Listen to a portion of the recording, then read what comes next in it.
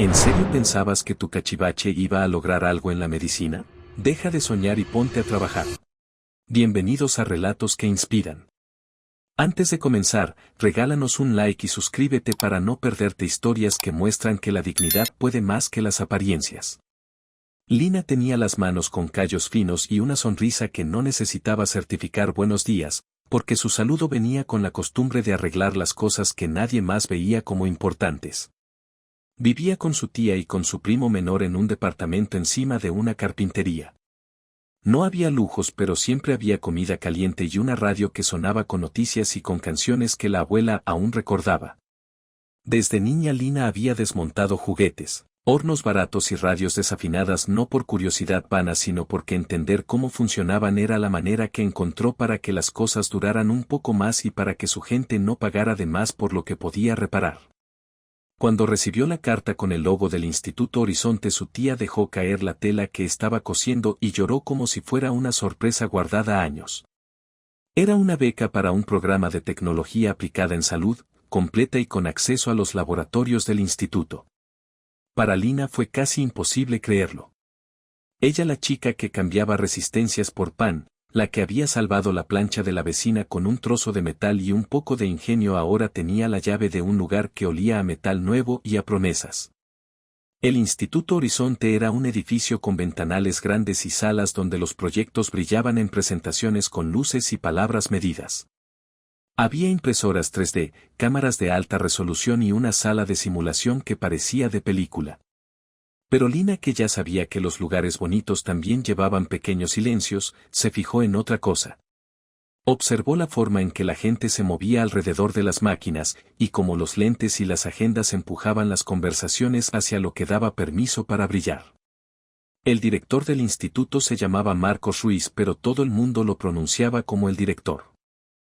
Era un hombre de traje siempre bien planchado y con una sonrisa calculada que cuidaba más su imagen que su voz.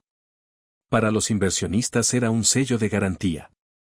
Para muchos estudiantes era la puerta que abría y cerraba oportunidades. Cuando Marcos caminaba por los pasillos, la gente bajaba un poco la voz como si el paso de un traje costoso contaminara la charla. Lina llegó al Horizonte trayendo más que ganas. Traía en su mochila un prototipo hecho con piezas recicladas de incubadoras viejas, paneles solares de bicicletas estropeadas y baterías de celulares que había ajustado para que trabajaran en conjunto. Su invento no era estético ni estaba listo para fotos en folletos. Era un incubador neonatal de bajo costo pensado para mantener a los recién nacidos calientes y con respiración estable durante cortes de energía frecuentes en clínicas pequeñas y en puestos de salud de las zonas más olvidadas. Para Lina era urgente porque había perdido a una vecina en el parto por una falla de energía, y porque había visto a parteras improvisar soluciones con mantas y termos. Su invento no pretendía sustituir hospitales, quería ser un puente entre la urgencia y la atención cuando la infraestructura fallaba. En el taller Lina trabajaba con la paciencia de quien sabe que las piezas no mienten. Ajustaba termostatos de segunda mano, adaptaba sensores de temperatura y usaba paneles solares reparados para alimentar una batería que podía sostener el equipo durante horas. La señora Juana, que cuidaba las llaves del taller, le prestaba a veces piezas que ella misma compraba y guardaba. Lina la pagaba con tortillas recién hechas que su tía llevaba a la puerta del instituto. El director Marcos tenía una idea clara de qué tipo de proyectos merecían el aplauso de la prensa. Favoritos eran los que prometían ganancias y logró que la cultura del instituto premiara las presentaciones pulcras y las cifras redondas. Lo que salía de la periferia, lo que olía a urgencia y no a negocio, le daba un poco de desdén. La oportunidad de humillar a Lina llegó envuelta en un protocolo. Era la presentación anual para donantes y fundaciones. Los proyectos catalogados como de mayor impacto social iban a mostrarse ante la mesa de patrocinadores. Marcos quería un desfile de éxitos. Cuando escuchó hablar del proyecto de Lina, su sonrisa fue una mueca que quiso pasar por curiosidad. Traigan a la chica del prototipo casero, dijo en voz alta mientras varios en la sala rieron con el gesto de quien busca diversión en la torpeza ajena. Lina sintió las miradas pero no dejó que el orgullo la desplazara. Subió al estrado con su caja de cartón y con la calma de quien ha ensayado pruebas desde madrugada. En el escenario Lina habló sin tecnicismos. Habló de la primera noche que se quedó despierta sosteniendo con mantas a una mamá, porque la clínica había sufrido un corte. Habló de la forma en que la temperatura corporal de un recién nacido puede caer en minutos y de cómo eso puede decidir la historia de una vida. Encendió el prototipo con manos que temblaban un poco y enseguida las pantallas mostraron datos de temperatura y de consumo eléctrico. Para demostrarlo reveló cómo el equipo cambiaba a batería sin perder estabilidad y cómo los paneles solares recargaban lo esencial. Mostró un registro en tiempo real donde se veía que durante un corte simulado la incubadora mantenía las condiciones adecuadas. En la primera fila alguien con traje frunció el ceño mirando unos números que no cuadraban con la tranquilidad del evento. Los murmullos se escucharon como un viento corto. Marcos trató de reaccionar con una cortesía que olía a desconcierto. Es un proyecto interesante, dijo buscando neutralizar el efecto con una frase que pretendía ser paternal. Necesita supervisión y recursos profesionales, añadió con una tonalidad que no ocultaba el desprecio por lo doméstico. Para Lina fue una condena disfrazada. Aún así siguió con su exposición, mostrando cálculos de costo y la posibilidad de fabricar el sistema con piezas locales a bajo precio para que las clínicas comunitarias tuvieran acceso sin depender de suministros lejanos. La reacción fue mixta.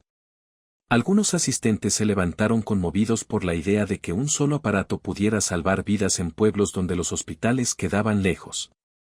Otros, sobre todo los que vestían corbatas caras, miraban con molestia el desorden aparente de la caja de cartón. Marcos intentó apagar el entusiasmo con una frase que imponía distancia. Habló de protocolos y de certificaciones como si esas palabras fueran un cerrojo. Lina entendió que no había sido invitada para brillar de verdad sino para comprobar qué tal funcionaban los inventos caseros bajo la mirada experta de quienes tienen la chequera. Después del evento comenzaron las pequeñas represalias. Unas piezas que Lina había dejado en su casillero aparecieron dañadas como si alguien las hubiera manipulado. Las grabaciones de las pruebas en la red del instituto desaparecieron misteriosamente.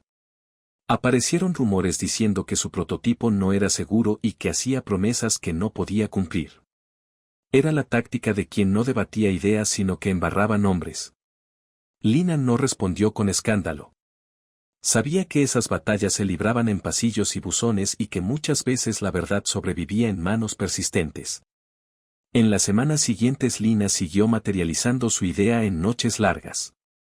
Recorrió mercados de electrónicos, pidió ayuda a técnicos informales y vendió panés hechos por la tía para comprar sensores. Su taller se convirtió en una sala de madrugada donde su primo se quedaba a vigilar los paneles que cargaban la batería.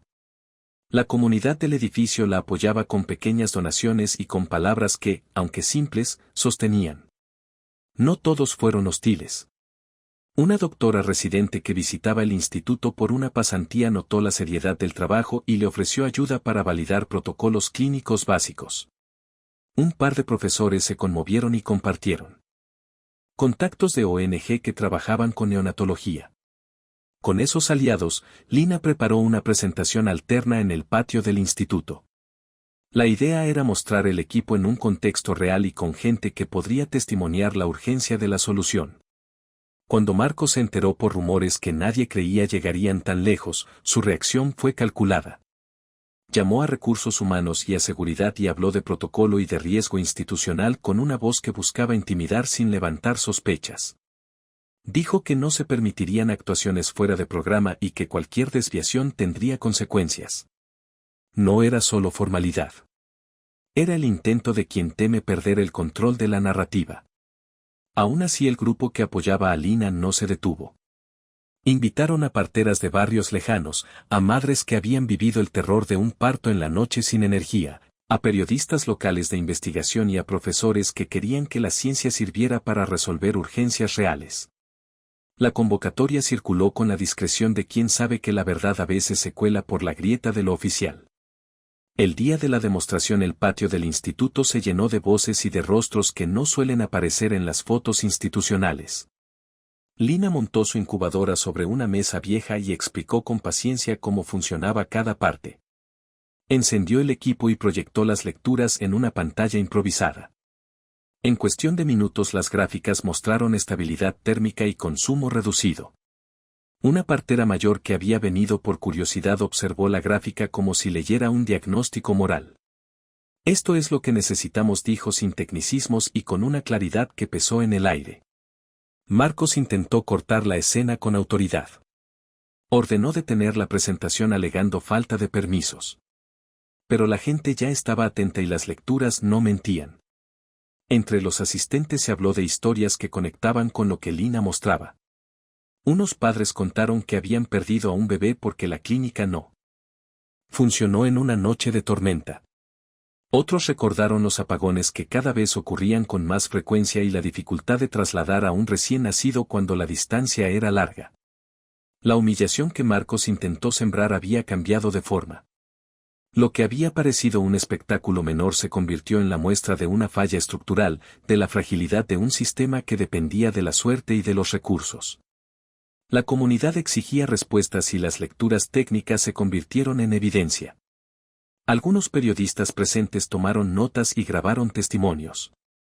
En las redes locales comenzaron a circular fotos del prototipo y relatos de madres que pedían soluciones ya. La administración del instituto reaccionó con medidas administrativas. Se inició un procedimiento por uso no autorizado de instalaciones. Argumentaron que cualquier equipo que se mostrara debía pasar por un filtro interno. En la práctica eso significaba que el prototipo quedaría bajo custodia de quienes antes habían minimizado su trabajo. Para Lina y sus aliados era claro que había riesgo de que la evidencia se diluyera. La comunidad no dejó que aquello se apagara. Se organizó una vigilia tranquila frente al instituto. No fue una protesta estridente sino una fila de voces que pedían que la verdad no se escondiera. Padres con niños, parteras, profesores y vecinos se turnaban para contar sus historias y para exigir transparencia. La vigilia se volvió un punto de encuentro donde la indignación y la esperanza se mezclaban. Mientras todo esto sucedía, un inspector del Departamento de Salud local recibió una copia de las lecturas y decidió visitar el instituto. No fue porque el director lo pidiera sino porque alguien además de grabar había sabido a quién acudir. El inspector, un hombre de mirada cansada, escuchó las explicaciones y pidió las grabaciones. Tomó notas y en voz baja dijo que si se confirmaban las lecturas habría que proceder con evaluaciones más amplias. Esa promesa sonó como un segundo aval para la comunidad que no quería que todo quedara en un titular pasajero. Las represalias no tardaron. En una madrugada alguien entró al taller y dejó las herramientas revueltas. No todo se perdió, pero sí se notó que habían querido sembrar dudas. Aparecieron notas anónimas diciendo que el equipo podría ser peligroso sin pruebas suficientes. Llegaron llamadas a profesores advirtiendo sobre sanciones. Era la señal de que cuando algo molesta a los que controlan recursos, la maquinaria de intimidación se activa. La historia se iba enredando en capas. Por un lado estaba la voluntad de una comunidad que pedía soluciones inmediatas. Por otro lado estaba la defensa de una reputación institucional que prefería no verse mezclada con problemas que requerían respuestas incómodas. Lina con su incubadora improvisada era el epicentro de ese choque. No buscaba protagonismo sino que la salud de los bebés dejara de depender del azar. Esa semana las redes locales explotaron con testimonios y con fotos de la vigilia. Un periodista independiente publicó un video con entrevistas y con fragmentos de la demostración. El material se movió con rapidez y muchos empezaron a preguntar con más fuerza. La presión llegó incluso a la junta que financiaba proyectos del instituto. Algunos miembros llamaron a Marcos pidiendo explicaciones y recordándole que la reputación no se protege tapando problemas. En medio de eso Lina buscó calma. Subió al techo del edificio con su primo y miró la ciudad al atardecer. Su tía le preparó un termo con café y le dijo que hiciera las cosas con el corazón pero con prudencia. Ese abrazo sencillo la sostuvo como un chal que abriga en medio del frío.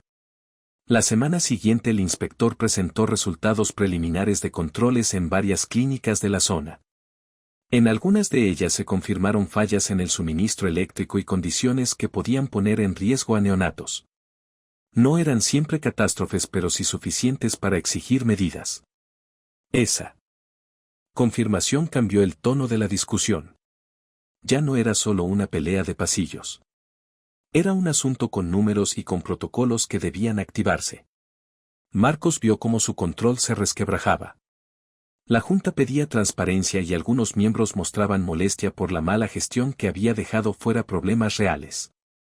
En un intento por sostener su posición convocó a una rueda de prensa donde habló de cooperación con autoridades y de la necesidad de certificar tecnologías. Para muchos eso sonó a una maniobra para ganar tiempo. Mientras las autoridades se movían, Lina y sus aliados trabajaban en asegurar las copias de los datos. Varias personas del instituto que no querían que la evidencia desapareciera ayudaron a enviar grabaciones a servidores externos y a contactar a ONG con experiencia en neonatal. Era un acto discreto pero con intención de blindar la información. La tensión escaló cuando se divulgó que alguien había forzado el laboratorio donde se guardaban partes del prototipo. Las cajas estaban revueltas y faltaban herramientas. Para muchos fue la señal de que lo que estaba en juego no era menor. Ya no había solo debates académicos sino miedo a que la verdad fuera frenada por otros métodos.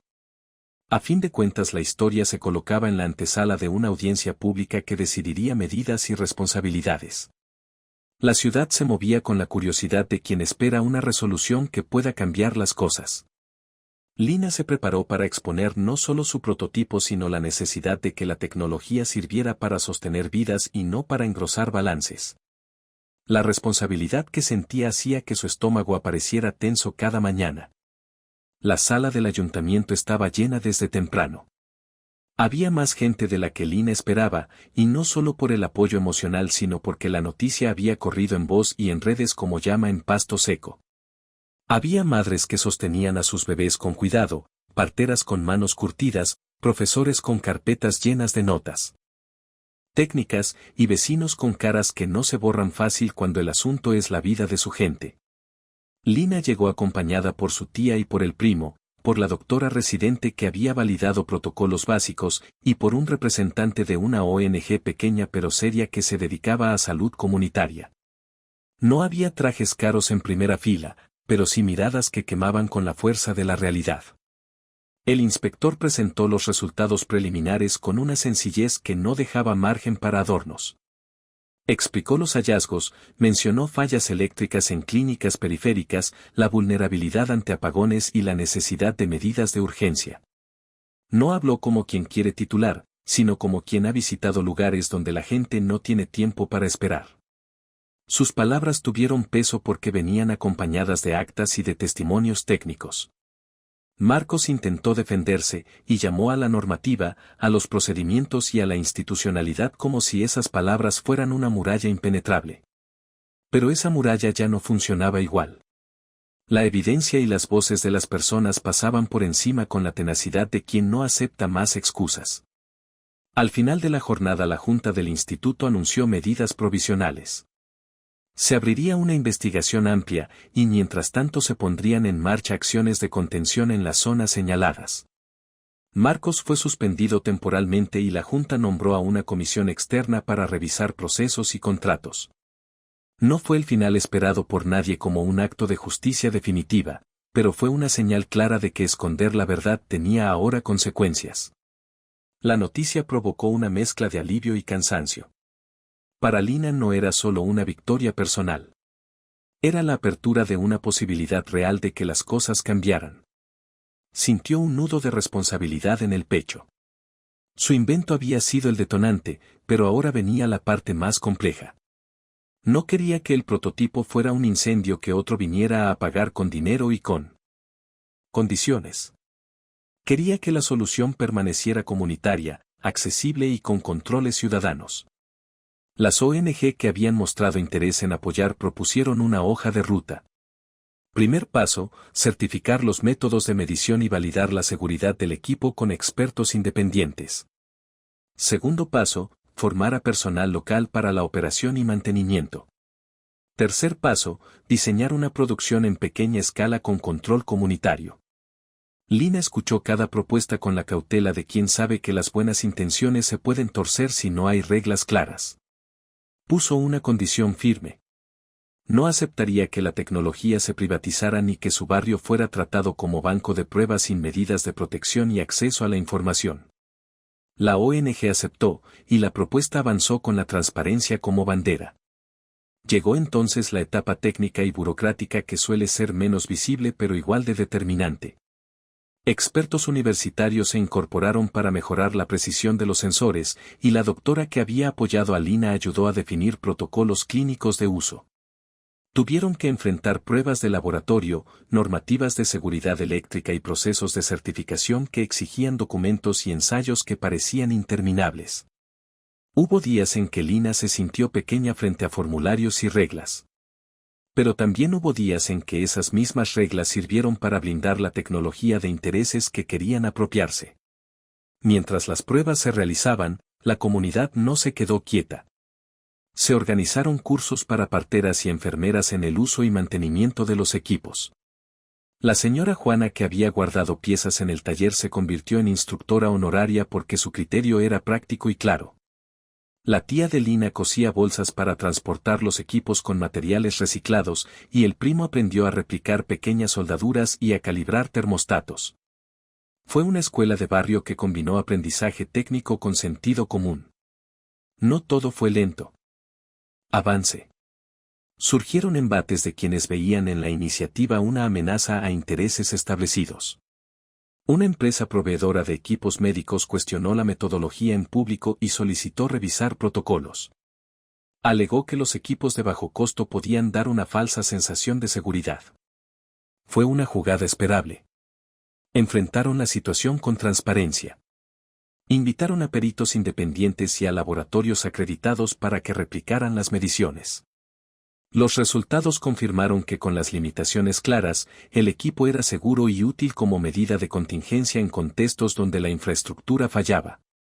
Eso no convirtió el prototipo en un reemplazo de equipos hospitalarios avanzados, pero sí en una herramienta validada para situaciones críticas en centros comunitarios. Con la confirmación técnica llegaron apoyos concretos. Una universidad ofreció su taller de electrónica para producir los primeros lotes bajo supervisión técnica. Una pequeña fundación financió la compra de componentes para 100 unidades que se distribuirían inicialmente en 3 municipios. Lina y su equipo organizaron una cooperativa barrial para supervisar la producción y la distribución. Fue un momento de orgullo silencioso. No se trataba solo de fabricar, se trataba de que la comunidad controlara los términos. La cooperativa abrió con reglas claras. Contratos abiertos, rendición de cuentas, participación de representantes del barrio en el consejo y un fondo de emergencia para mantenimiento. La señora Juana lideró la primera línea de ensamblaje, y la tía de Lina organizó un pequeño puesto donde vendían pan y café a los trabajadores. La bodega donde antes se guardaban piezas recicladas se transformó en un taller ordenado, con mesas limpias y protocolos de higiene y seguridad. La primera producción salió con etiquetas simples, instrucciones claras, y una promesa de que cualquier reparación sería gratuita durante un periodo inicial. Con la producción sostenible llegaron solicitudes de replicación. ONG de otras regiones pidieron el diseño, y Lina decidió mantener la licencia abierta. Quería que cualquiera pudiera replicarlo sin pagar por patentes. Impuso una condición ética. Cualquiera que fabricara debía respetar estándares mínimos de seguridad y acceso a información pública. Esa decisión generó admiradores y críticos. Algunos celebraron la conciencia pública de Lina. Otros dijeron que sin patente sería difícil atraer inversión. Pero Lina respondió con la sencillez que la caracterizaba. Su prioridad era salvar vidas, no maximizar ganancias. En medio del crecimiento aparecieron problemas legales y técnicos. Marcos y su círculo intentaron desacreditar el proceso con acciones legales que buscaban anular la licencia abierta y cuestionar la autoría del diseño. Fue un periodo agotador.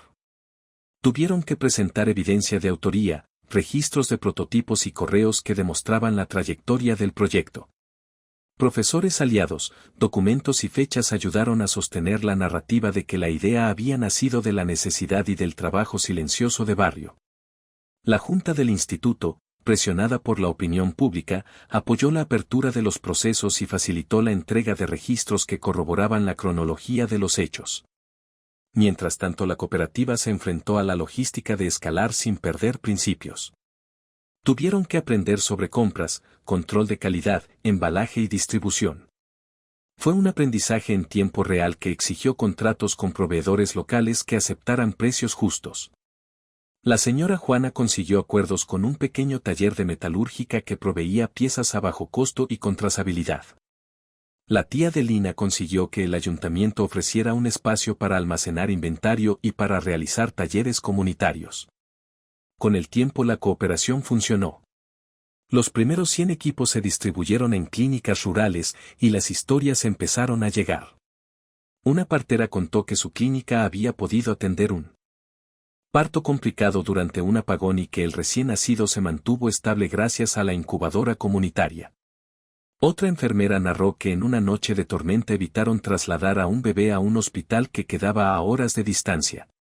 Esas historias no borraron los retos, pero confirmaron que la decisión de mantener la tecnología accesible había sido correcta. Lina cambió. No en su esencia. Seguía siendo la chica con manos curtidas que reparaba para que la vida fuera un poco más fácil. Pero ahora sus responsabilidades eran mayores. Daba charlas, coordinaba la producción, se reunía con técnicos y con autoridades, y aún así encontraba tiempo para atender el taller donde la cooperativa enseñaba. Decidió delegar más. Contrató a una ingeniera que le ayudó a sistematizar el proceso de calidad y a diseñar manuales de uso sencillos. Fue un alivio. Pudo volver a soldar sin la presión de tener que revisar cada factura de compra. Hubo momentos duros. Una demanda de una empresa que quería patentar un componente hizo que la cooperativa se moviera en tribunales.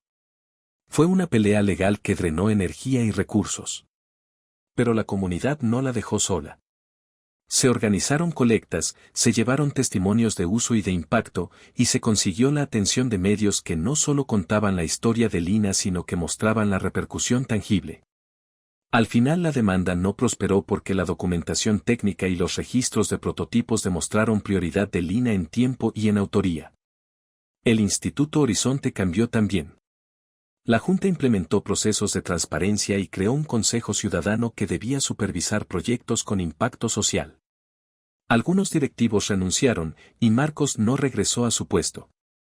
En su lugar se nombró a una comisión que promovía vinculación directa con comunidades y que valoraba iniciativas que no solo lucieran bien en folletos. No fue una transformación total de la noche a la mañana, pero sí una señal de que las instituciones podían aprender. Cuando la presión pública las empuja. La cooperativa siguió creciendo de manera responsable. Abrieron un pequeño centro de formación técnica para jóvenes de la zona. Tenían cursos de soldadura, electrónica básica y gestión de proyectos comunitarios. Lina enseñaba con la misma paciencia que una vez la guiaron. El taller se llenaba de risas, de errores arreglados, de sorpresas cuando algo funcionaba por primera vez. El objetivo era claro.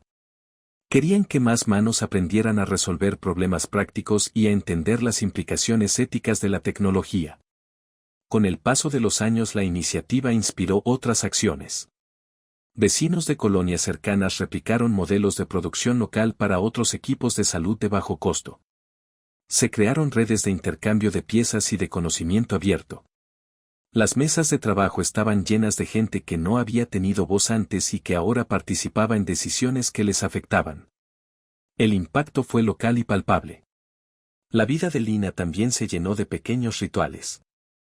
Seguía yendo por las mañanas a la carpintería donde su tía trabajaba, y aún aceptaba encargos para reparar aparatos por unos pesos que ayudaran a comprar sensores. Se permitía días de descanso en los que subía al techo con su primo y miraban la ciudad sin decir mucho. A veces hablaban del futuro con la ligereza de quien sabe que hay trabajo por hacer pero que no quiere hipotecar la curiosidad. La abuela de la tía, que no había viajado a la ciudad para la audiencia, celebró la primera instalación de un equipo en la escuela local con una comida sencilla que se convirtió en fiesta de barrio. Hubo reconocimientos institucionales, sí. Pero Lina cuidó que no fueran la motivación. Aceptó algunos premios porque los recursos adjudicados ayudaban a financiar formación y a comprar piezas para reparaciones gratuitas. Rechazó otras ofertas que venían con condiciones que podían violentar los principios de la cooperativa. Esa coherencia consolidó su posición como referente de una ética práctica y no como una figura mediática hecha a partir de titulares. con el tiempo los protocolos se estandarizaron. Las especificaciones técnicas estuvieron disponibles en línea con instrucciones claras para ensamblaje y mantenimiento. Las ONG y universidades que habían participado mantuvieron acuerdos de colaboración que incluían auditorías periódicas. La cooperativa publicó reportes trimestrales y mantuvo la consulta con representantes del barrio en el consejo. Fue un trabajo de hormiga, lento pero efectivo. La historia no fue de triunfo sin costos. Hubo noches de insomnio, peleas internas por decisiones de gestión, diferencias sobre la velocidad de crecimiento y desacuerdos sobre qué alianzas aceptar. Hubo errores técnicos que obligaron a retirar unidades para recalibrarlas, y hubo críticas que enseñaron a mejorar la documentación. Pero la comunidad aprendió a hacerse cargo de las fallas con transparencia y a convertir los tropiezos en lecciones compartidas. Años después, en un encuentro multitudinario sobre salud comunitaria, Lina fue invitada a contar la experiencia. Subió al escenario con la tranquilidad de quien ha vivido los dos lados de la historia. Habló sin poses. Recordó las noches en el taller, la abuela que cosía, la señora Juana que prestaba piezas y la gente del barrio que llamó a la vigilia. Habló de la importancia de mantener la propiedad colectiva de soluciones que nacen de la necesidad y de la ética para evitar que los más vulnerables se conviertan en consumidores de promesas ajenas. Sus palabras resonaron porque eran sencillas y porque estaban ancladas en pruebas y en personas concretas. El Instituto Horizonte reformó sus procesos y ahora contaba con programas de vinculación comunitaria que funcionaban con mesas de participación. No todo cambió de golpe, pero hubo un giro en la dirección del debate. Las prácticas de visibilidad sustituyeron, en parte, a prácticas de compromiso con impacto real. Marco se fue del todo y, en entrevistas posteriores, reconoció errores en la forma en que había manejado la situación. No todos creyeron en su arrepentimiento, pero el hecho se convirtió en materia de reflexión para quienes dirigían instituciones. La cooperativa se consolidó como ejemplo de economía social local con impacto en salud. Sus equipos se instalaron en escuelas, centros comunitarios y clínicas rurales. No resolvieron todos los problemas del sistema de salud, pero sí marcaron la diferencia en vidas individuales que, de otra forma, hubieran tenido un riesgo mayor. En lo personal, Lina volvió a su taller con el gusto por arreglar cosas pequeñas. Le gustaba que la gente viniera con aparatos rotos porque eso significaba que la comunidad seguía viva y que el conocimiento se expandía. A veces, cuando el ruido de la ciudad subía y la semana pedía pausa, ella se sentaba en el umbral de su casa con su tía y su primo y miraba cómo la vida continuaba como un río. Recordaba las noches de miedo, las vigilia, las reuniones interminables, y pensaba que nada de eso habría ocurrido si la gente no hubiera decidido dejar de esperar soluciones que no llegaban. En una escena que repetiría en su memoria, Lina se sentó en el taller de la señora Juana a arreglar un viejo respirador de campaña que una escuela les había prestado para calibración. Mientras trabajaba llegó un chaval con un reloj roto y la misma inquietud en las manos que ella había tenido de niña. Lina sonrió, lo sentó, y empezó a mostrarle lo básico con paciencia. Fue un acto pequeño, pero para Lina la continuidad de ese gesto era el verdadero premio. La cámara de quien hubiera querido filmar la historia se aleja ahora. Se ve la cooperativa con mesas ocupadas, la señora Juana repartiendo pan, chicos aprendiendo a soldar, y un patio donde se reparten instrucciones impresas de un equipo que nació de la necesidad. No es una imagen perfecta, no lo pretende. Es la imagen de un barrio que decidió tomar el control de su destino con esfuerzo, con errores y con mucha dignidad. Lina sigue con las manos manchadas de grasa y con la sonrisa de quien sabe que todavía hay mucho por hacer. Mira al horizonte y piensa que la tecnología tiene sentido cuando sirve para devolver dignidad y no para venderla en paquete de lujo.